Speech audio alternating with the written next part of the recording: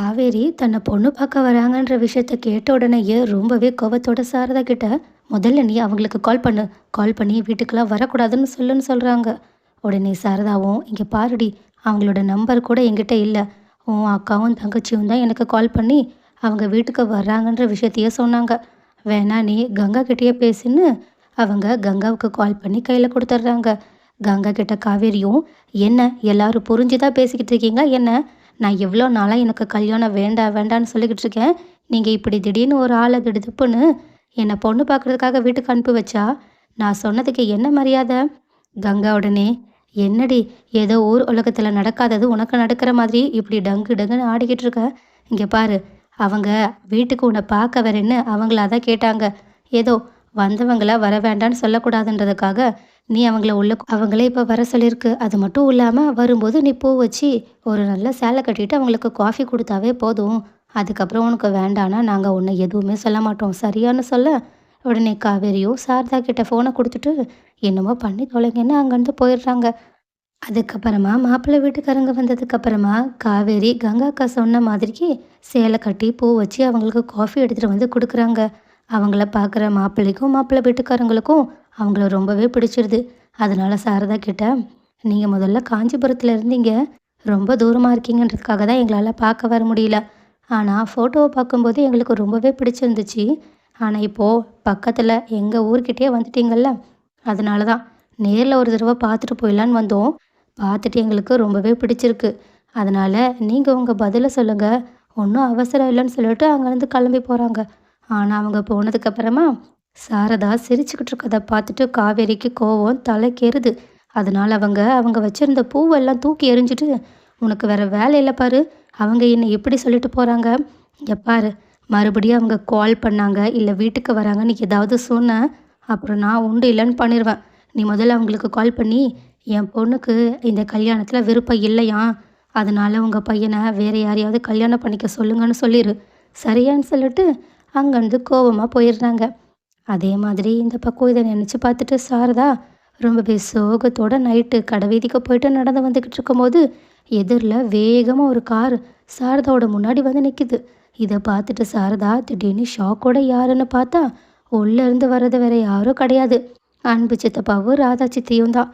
ஆனால் அவங்கள பார்த்துட்டு சாரதாவுக்கும் ஆரம்பத்தில் ஷாக்காக இருந்தாலும் அவங்கக்கிட்ட தன்னோட பேத்தியை பற்றி விசாரிக்கலான்னு சொல்லிட்டு அவங்கக்கிட்ட விசாரிக்கலான்னு நினைக்கிறதுக்கு முன்னாடியே அன்பு வந்து படன்னு சாரதாவை ரொம்பவே கோவத்தோடு திட்ட ஆரம்பிச்சிடுறாங்க.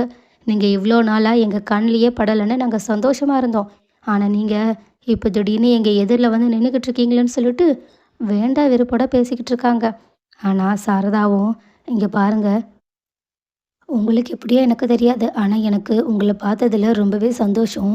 ஆமாம், என் பேத்தி எப்படி இருக்கான்னு கேட்க, உடனே ராதா, என்ன நீங்கள் இப்படியெல்லாம் பேசிக்கிட்டு இருக்கீங்க?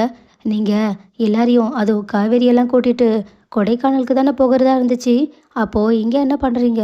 இல்லைம்மா, நாங்கள் கொடைக்கானலுக்கு போகலை, இவ்வளோ நாளாக காஞ்சிபுரத்தில் இருந்தோம்.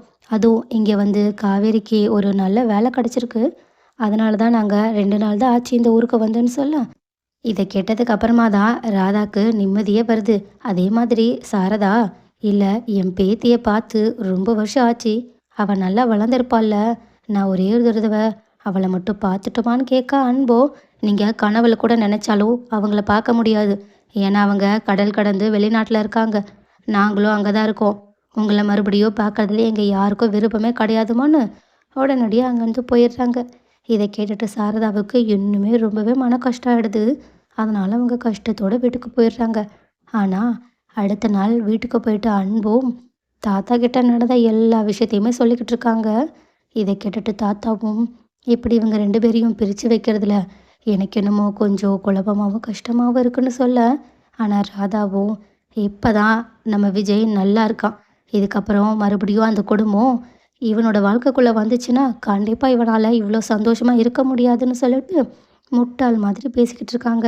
ஆனால் இப்படி இவங்க பேசிக்கிட்டு இருக்கும்போது விஜய் கரெக்டாக அங்கே வந்துடுறாங்க. அதனால் எல்லாரும் அவங்களோட பேச்சை மாற்றிடுறாங்க. ஆனால் இன்னொரு பக்கம் தூரமாக நின்று அம்மு பாப்பாவை காவேரி ரசித்து பார்த்து சிரிச்சுக்கிட்டு இருக்காங்க. அதுவும் அம்மு பாப்பா கூட தான் எப்படியெல்லாம் பேசணும்னு நினச்சி பார்த்து சிரிச்சுக்கிட்டு இருக்கும்போது திடீர்னு ஊஞ்சல்லேருந்து அம்மு பாப்பா கீழே விழுந்துடுறாங்க. விழுந்து அவங்களோட முட்டிலையுமே அடிபட்டு ரத்தம் வந்துடுது. இத பார்த்துட்டு பதறி போன காவேரியும், அவங்களுக்கு ஃபர்ஸ்ட் எய்ட்லாம் பண்ணிட்டு, உடனடியா அவங்களுக்கு பேரண்ட்ஸ்க்கு கால் பண்ணி வீட்டுக்கு கூட்டிட்டு போக சொல்லணும்னு சொல்லிட்டு, அவங்க விஜய்க்கே கால் பண்றாங்க. இந்த பக்கம் அதே மாதிரி காவேரி தான் ஃபோன் பண்றாங்கன்னு தெரியாம ஃபோன் கால் எடுத்த விஜயும், ஹலோன்னு கேட்க, அந்த பக்கம் காவேரிக்கு உள்ளுக்குள்ள ஒரு மாதிரி இருக்கு. ஆனாலும் அவங்க கொஞ்சம் நினைவு தெரிஞ்சு விஜய் கிட்ட, ஹலோ நீங்க அம்முவோட அப்பாவான்னு கேட்குறாங்க. ஆனா காவேரியோட குரலை கேட்ட உடனேயே விஜய் அப்படியே ஃப்ரீஸே ஆயிடுறாங்க. ஒரு 10, 20 செகண்டுக்கு மேலே அவங்க எதுவுமே பேசல.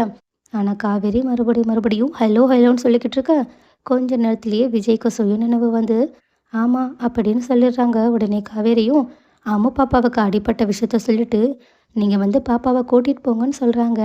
இத கேட்டுட்டு விஜயும் ஃபோனை வச்சுட்டு, சரி நான் வந்துடுறேன்னு சொல்லிட்டு, அவங்க அங்கேருந்து தன்னோட தாத்தா, சித்தி, சித்தப்பா கிட்ட சொல்லிட்டு கிளம்பி போறாங்க. ஆனா கார்ல போகும்போது கூட, இப்போ ஃபோன்ல அம்மாவோட கிளாஸ் டீச்சர்ன்னு பேசினவங்க, அப்படியே காவேரியோட குரலோட பேசின மாதிரி இருந்துச்சே. ஏன் நான் மறுபடியும் என் காவேரி கிட்ட பேசின மாதிரியே இருந்துச்சுன்னு சொல்லிட்டு, ரொம்பவே யோசனையோட போயிட்டுருக்காங்க.